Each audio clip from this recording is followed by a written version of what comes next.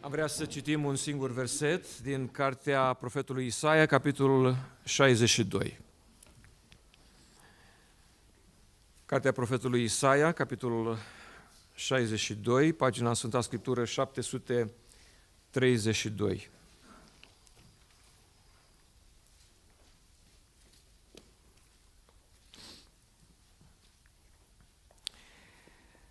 Isaia, capitolul 62, versetul 10.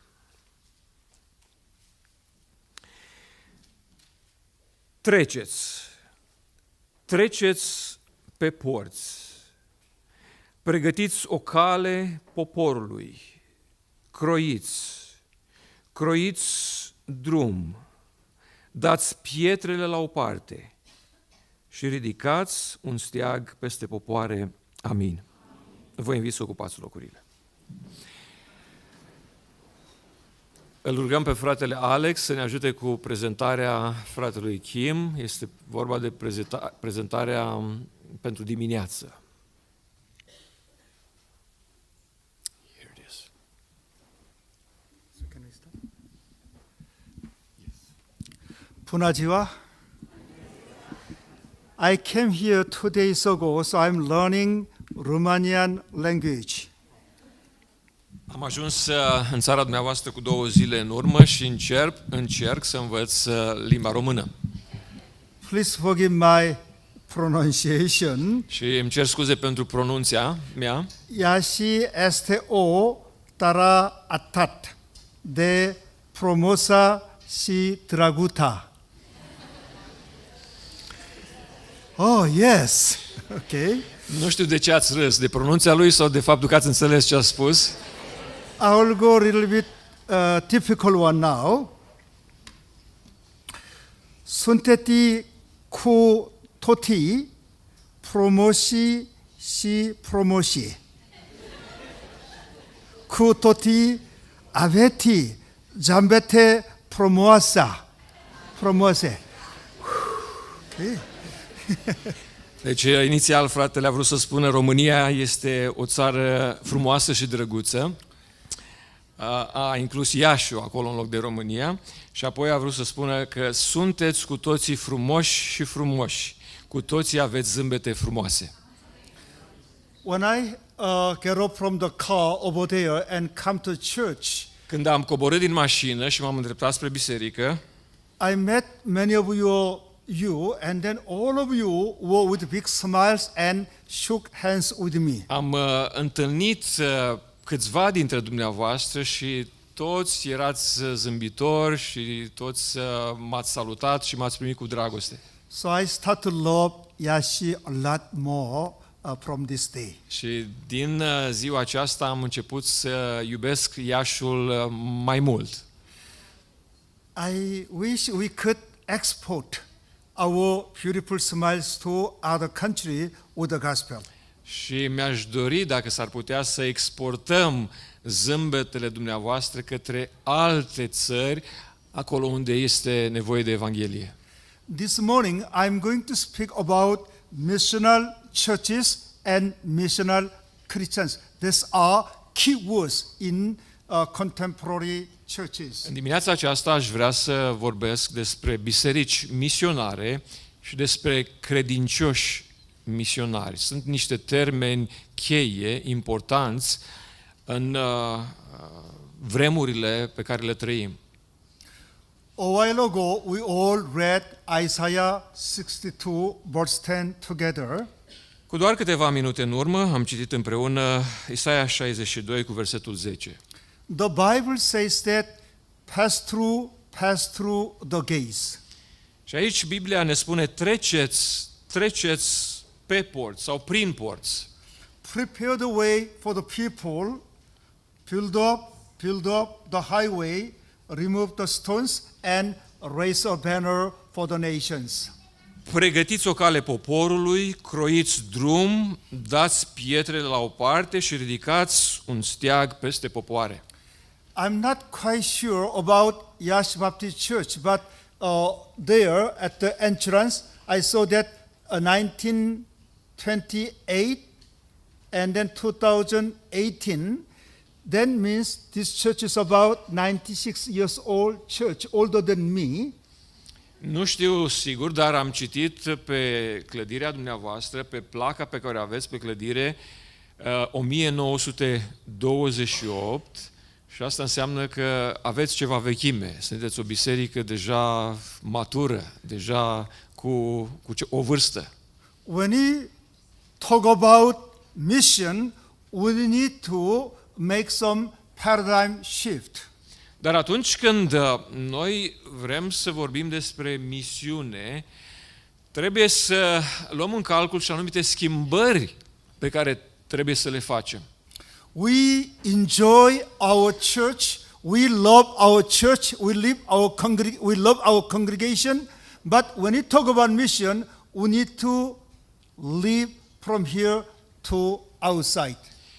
Noi ne iubim bisericile și dumneavoastră cu siguranță iubiți biserica locală, iubiți părtășia, dar atunci când este vorba de misiune, trebuie să ne concentrăm puțin și pe alții, să iubim și pe alții, să ne schimbăm puțin traiectoria. But the Lord says, the Lord challenges us to pass through our comfort zone. Și de aceea cuvântul aici spune, treceți prin porți, pe ușă, părăsiți zona aceasta de confort de aici din biserică și mergeți și vestiți Evanghelia și la alții. And the Lord challenges to ridicati un stek peste poare. Și Domnul ne spune în acest verset că noi trebuie să ridicăm un steag peste popoare, peste națiuni. We need to do mission. Noi trebuie să facem această lucrare de misiune.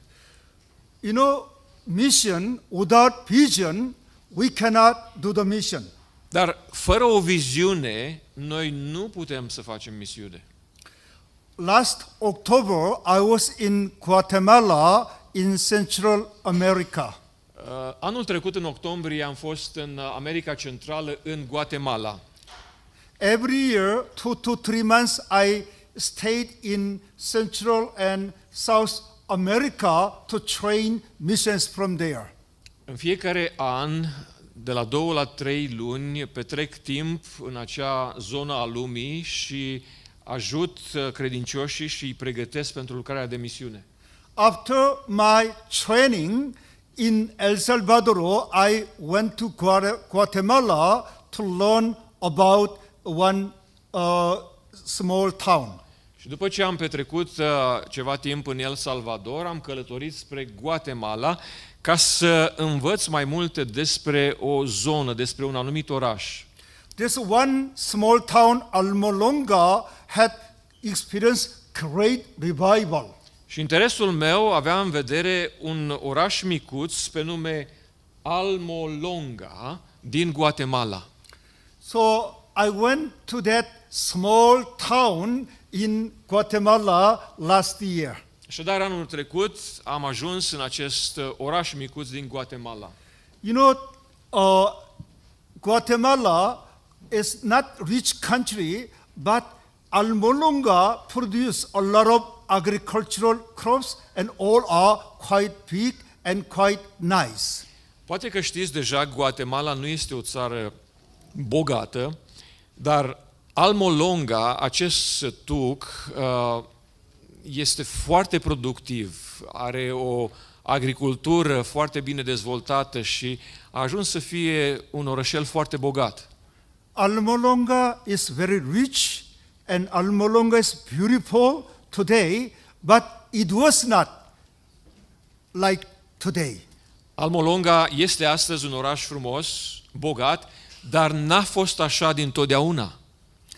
Almolonga was one of the poorest town in entire Guatemala. Cu ani în urmă, acest sătuc a fost unul dintre cele mai sărace sate din Guatemala. Whatever they plant, it didn't grow well, so they produce only one truckload of products every week. Ceea ce puneau ei în pământ nu creștea foarte bine și de aceea la sfârșitul unei săptămâni în acel sat se strângea un singur camion cu produse agricole. They were poor and they found each other at home and many clubs and bars in the small town of Almolonga. Erau săraci, acasă se certau unii cu alții, mergeau la baruri, la cluburi. 50 years ago, Almolonga used to have 3,600 population. How many years ago? 50 years ago. 50 de ani, cu 50 de ani în urmă, în Almolongo locuiau 3600 de oameni. But only 3,600 people, but there are more than 100 clubs, 100 bars in that small town. Gândiți-vă, la 3600 de oameni în acel sat existau 100 de baruri. It's a small town of 3,600, but 4 prisons in that town. Un oraș micuț, o populație mică, dar în acel oraș erau 4 închisori. All 4 prisons were full of inmates. That's why sometimes they brought the inmates, the prisoners to another city. Erau așa de mulți prinși în închisoare, încât închisorile nu mai făceau față și trebuiau să fie mutați în alte închisori, în alte orașe. There are very few Christians in the town of Almolonga in 1970s. În anii 1970 erau foarte, foarte puțini creștini, credincioși în Almolonga. The people, they persecute the evangelical Christians. Pentru că autoritățile și oamenii din acea zonă îi persecutau și îi prigoneau pe creștini. And then there is a spiritual darkness in the whole town of Almolonga. Și prin urmare putem să înțelegem că exista un întuneric spiritual peste tot satul acesta. It seemed that there's no hope in Almolonga. Și se părea la vremea aceea că nu exista nicio speranță, nicio nădejde pentru Almolonga. A town of sin, a town of broken families. It was terrible town. Un sat, un oraș al păcatului, un oraș în care erau lupte, erau probleme. And God called one young man, 26 years old young man, Mariano. Dar Dumnezeu a ales să cheme un tinerel de numai 26 de ani pe nume Mariano.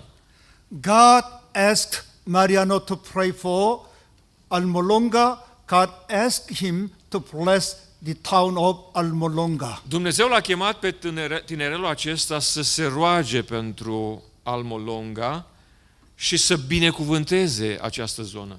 So this 26 years old man, Mariano, start to pray for Almolonga. Așadar, acest tânăr de 26 de ani, Mariano, a început să se roage pentru zona aceasta. He prayed for the town. He prayed for the repentance of the people in the town. Și tinerelul acesta s-a rugat pentru oamenii din Almolonga, s-a rugat ca Domnul să trimită un duh de pocăință peste oamenii aceștia. When this one young man, 26 years old guy, start to pray for the city of Almolonga, some other Christians come and joined him. Și atunci când tinerelul acesta a început să se roage, alți creștini au venit și au început să se roage cu el. The Holy Spirit worked greatly in Almolonga from then. Și din momentul acela, Duhul Sfânt al lui Dumnezeu a început să lucreze într-un mod extraordinar. Now Almolonga is quite different from the past. Și acum Almolonga este foarte diferit de ceea ce era în trecut. Now there are 20,000 people live in Almolonga. Sunt 20.000 de oameni care locuiesc acum în Almolonga. there are 24 churches in Almolonga now, and there are some churches, 3 to 4 churches have more than 1,000 members. Există acum 24 de biserici în Almolonga și 2 sau 3 din aceste biserici au mai mult de 1000 de membri. When there is a repentance, when there is a great revival in Almolonga, the land start to produce more fruitful, more fruits and more products. Pentru că Dumnezeu a binecuvântat cu pocăință și cu mântuire, a adus un belșug spiritual în acea zonă, dar în același timp a adus și un belșug material. Pământul a început să rodească și să binecuvânteze locuitorii.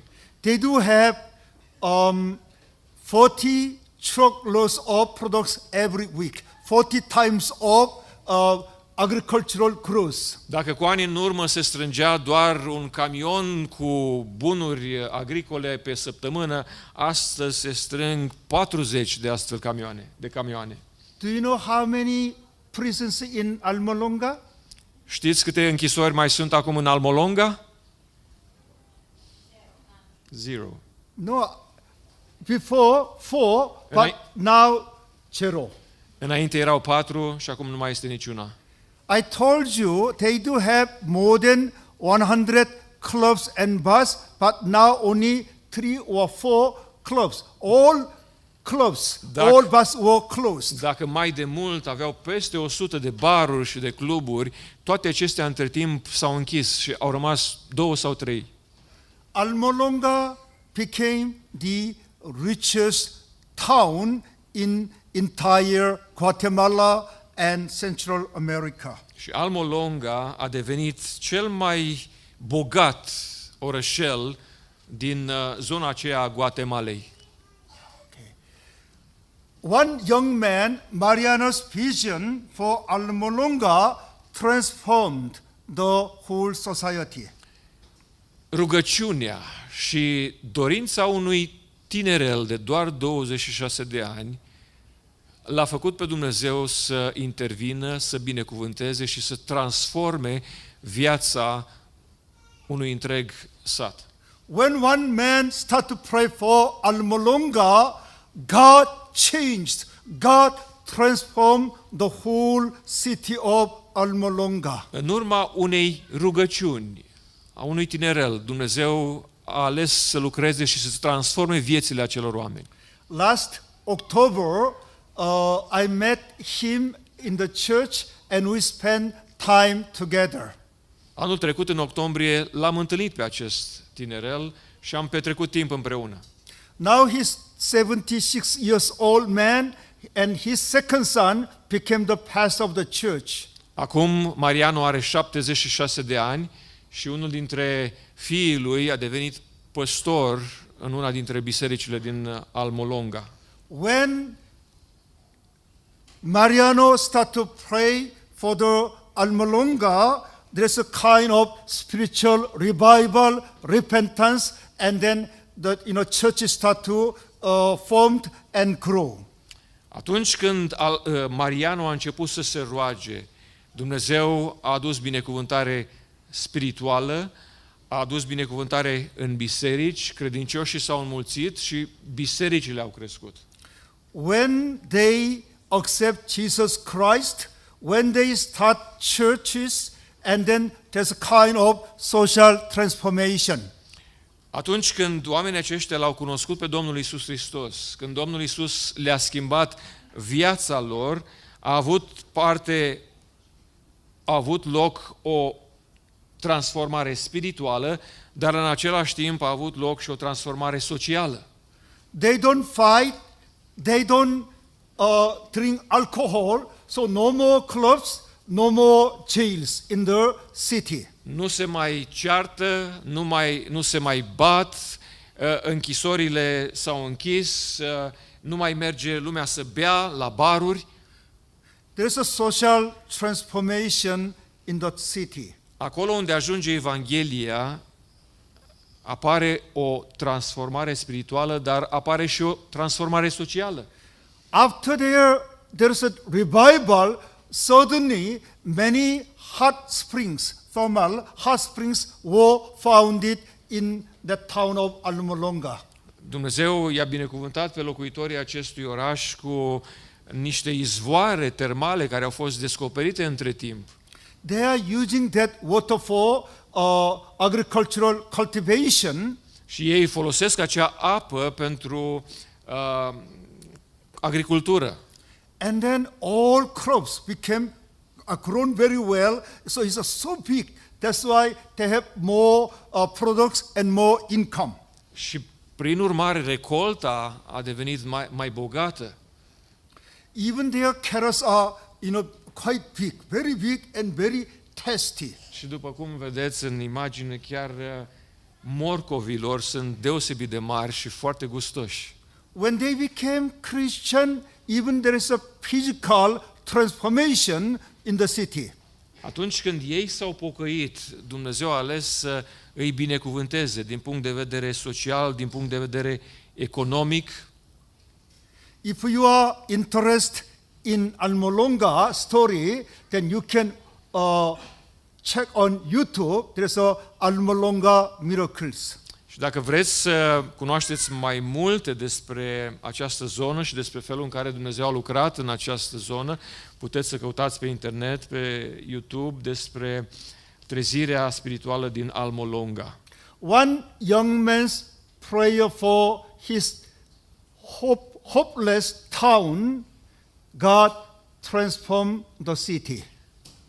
Rugăciunea unui singur tânăr pentru acest sat, fără speranță, fără nădejde, l-a făcut pe Dumnezeu să intervină și să binecuvânteze și să transforme viața acestor oameni. We need to have vision, we need to have passion for the city, for the world.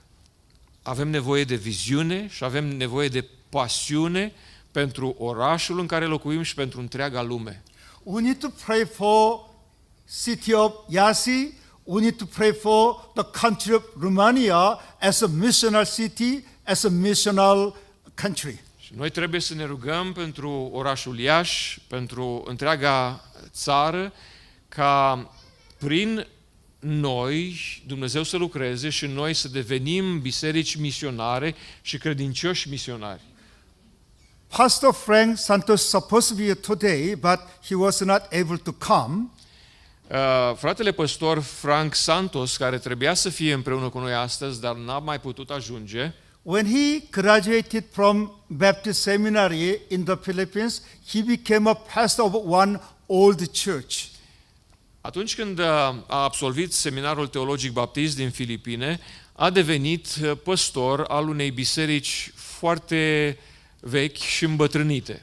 The church is small, weak, old, but a lot of problems in the church.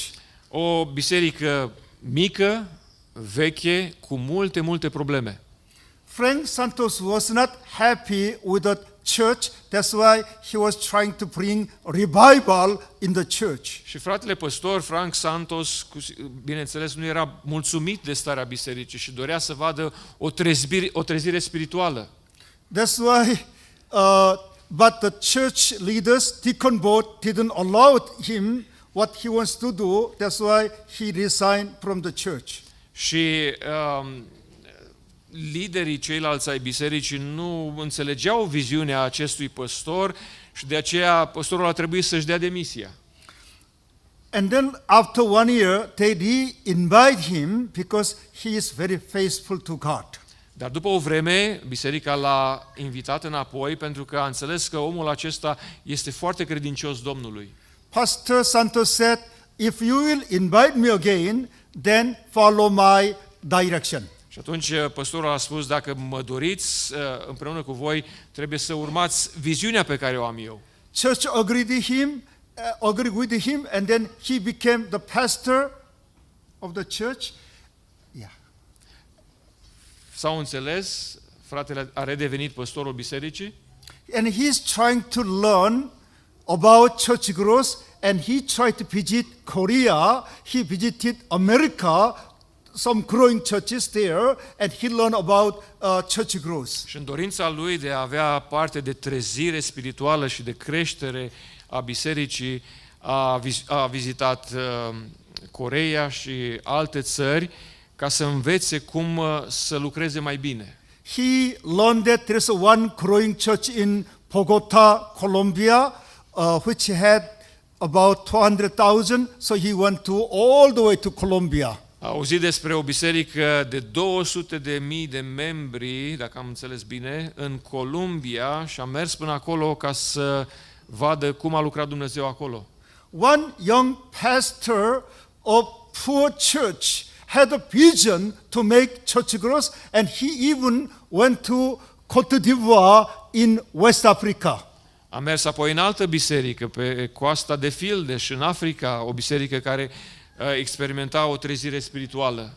One church has 5,000 small groups, cell groups in West Africa. Then he flew all the way to Abidjan in Ivory Coast and tried to learn what makes the church grow. O biserică care avea undeva la 500 de grupuri de casă, fratele Santos a mers și a vizitat și această biserică ca să învețe de la ei. Now the church is grown well and they have 3,000 sitting capacity. I was there, I spoke there in January. Santos Church. Yeah, that one. Și astăzi biserica fratelui Frank Santos a crescut, este o biserică de 3.000 de membri, am fost și am vizitat și m-am bucurat în biserica aceasta.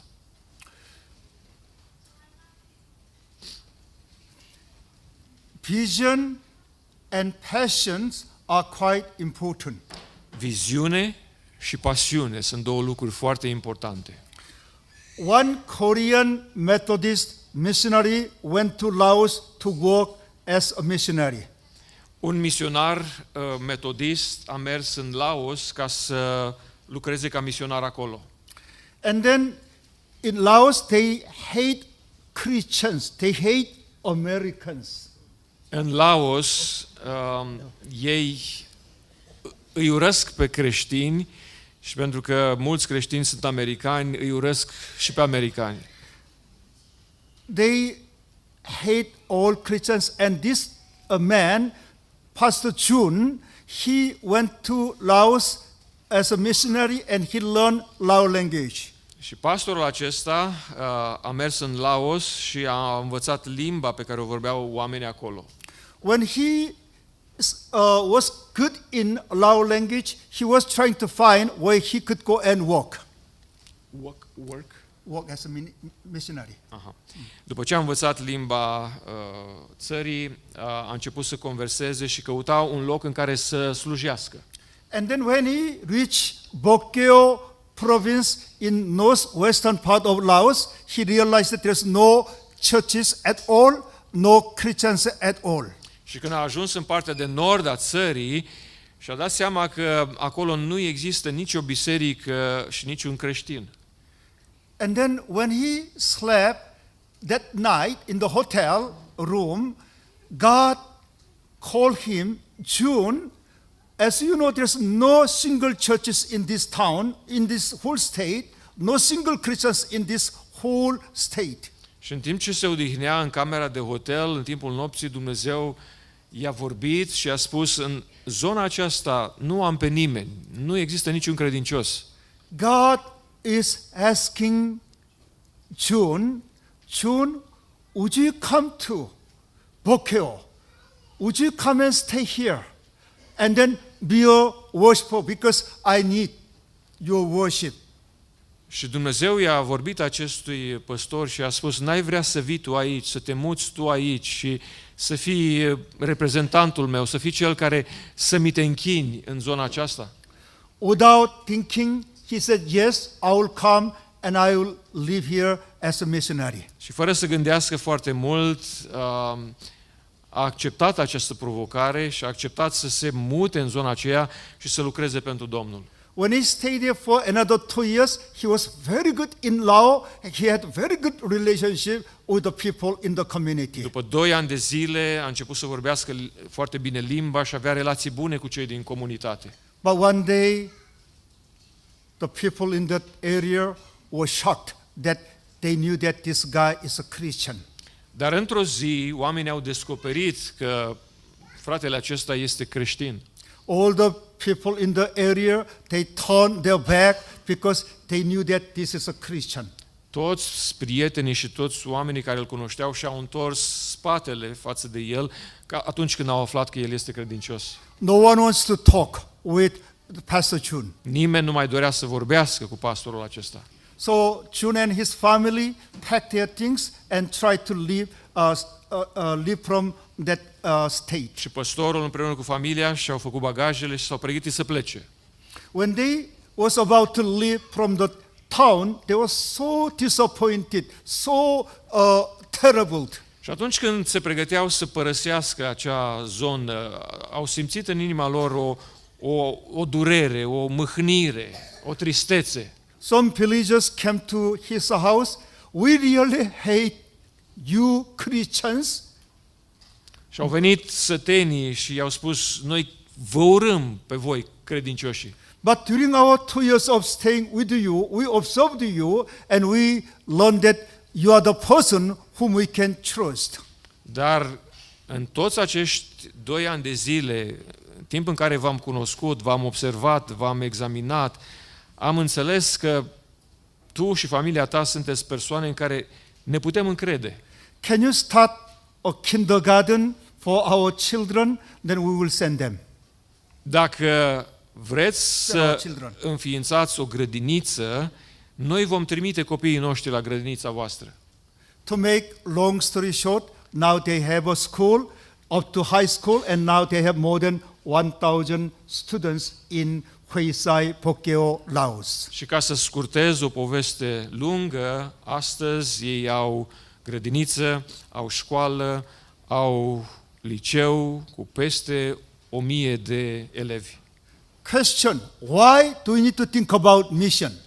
Dragi credincioși, de ce trebuie să ne gândim la misiune? Jeremiah chapter 12 verses 10 and 11 says that many shepherds will ruin my vineyard and trample down my field. They will turn my pleasant field into a desolate wasteland. It will be made a wasteland, parched, desolate before me. The whole land will be laid waste because there is no one who cares.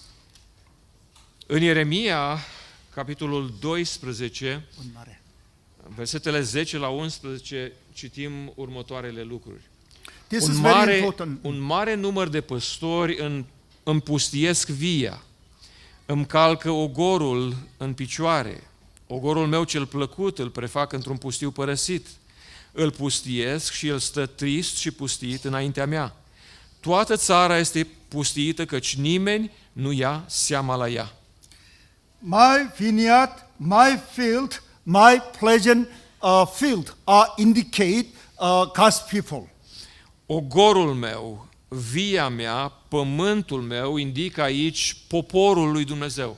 Many shepherds indicate Gentile leaders and Gentile religions. Un număr mare de păstori se referă la acei conducători care nu-L cunosc pe Domnul, acei conducători păgâni. Gentile leaders, Gentile religions will ruin my people and trample down my people. They will turn my people into a desolate wasteland. Și ce vrea să spun aici cuvântul este că liderii care nu-L cunosc pe Domnul, conducătorii păgâni, pustiesc poporul lui Dumnezeu, calcă poporul lui Dumnezeu și poporul lui Dumnezeu este prefăcut într-un pustiu părăsit.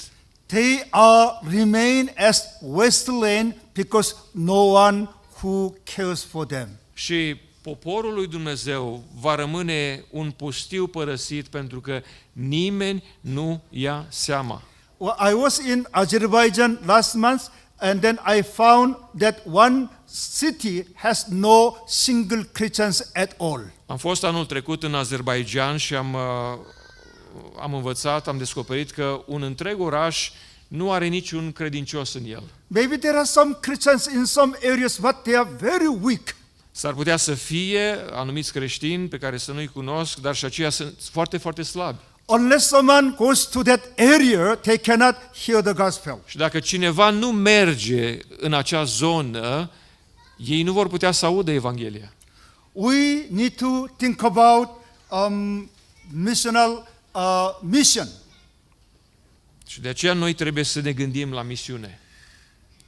When we talk about missional church, it's about the missionary nature of God and His church. Atunci când vorbim despre o biserică misionară, ne gândim la natura pe care Dumnezeu însuși o are, o natură misionară. Missional church is about incarnational ministry in a post-Christendom context. O biserică misionară este cea biserică care întrupează misiunea într-un context post-creștin. It's like that we are Romanians, but when we go to Azerbaijan, we need to live as Azerbaijan people. Asta înseamnă că noi, ca și români, atunci când vrem să mergem în Azerbaijan, trebuie să trăim cât mai aproape de felul de trai al celor din Azerbaijan. Like Jesus Christ, He was God, but God became a man and God dwelt among us. John 1:14. După cum Domnul Iisus Hristos, care este Dumnezeu, a părăsit cerul și a locuit printre noi, ne-a slujit. Missional churches actively involved in mission of God. Bisericile misionare sunt implicate în mod activ în misiunea lui Dumnezeu. What about missional Christians? Ce putem spune despre credincioși și misionari? Missional Christians means that they clearly understand the God of mission. Creștinul misionar înseamnă că înțelege foarte bine care este chemarea lui și lucrarea de misiune la care îl cheamă Domnul. They speak the gospel and they live according to the gospel. Ei vorbesc Evanghelia și trăiesc Evanghelia. They have a concern about the people who live outside of the church. Credincioși și misionari au o grijă și o preocupare cu cei care sunt din afara bisericii. Missional Christians care for the needy people. Creștinii misionari au o preocupare și le pasă pentru cei care sunt în nevoi spirituale și chiar în nevoi materiale. God is challenging us to go into the world and then make them as disciples of Christ. Și Dumnezeu ne provoacă și ne cheamă pe fiecare să mergem în întreaga lume ca să-i câștigăm și pe alții pentru Hristos. Ecclesia accomplishes its goal through diaspora. Eclesia, ceea ce este biserica, își împlinește scopul și țelul prin diaspora. The church accomplishes its goal through missions. Și biserica își atinge scopul prin misiune. It's time for Yashi Baptist Church to stand for the Lord. Și este timpul și vremea ca Biserica Baptistă din Iași să stea în picioare pentru Domnul. It's time for Yashi Baptist Church to pass through the gates. Este vremea pentru Biserica Baptistă din Iași să treacă prin porți. It's time for Yashi Baptist Church to raise a banner for the nations. Și este timpul pentru Biserica din Iași să ridice un steag pentru popoare, pentru națiuni. Let's attempt great things for God and let's expect great things from God through our commitment. Haideți să avem așteptări mari de la Dumnezeu și să ne punem la dispoziția lui Dumnezeu pentru ca Dumnezeu să lucreze prin noi. May the Lord bless you all.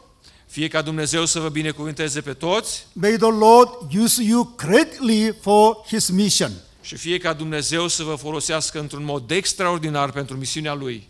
Mulțumesc. Mulțumesc. Mulțumesc. Thank you so much. Mulțumim.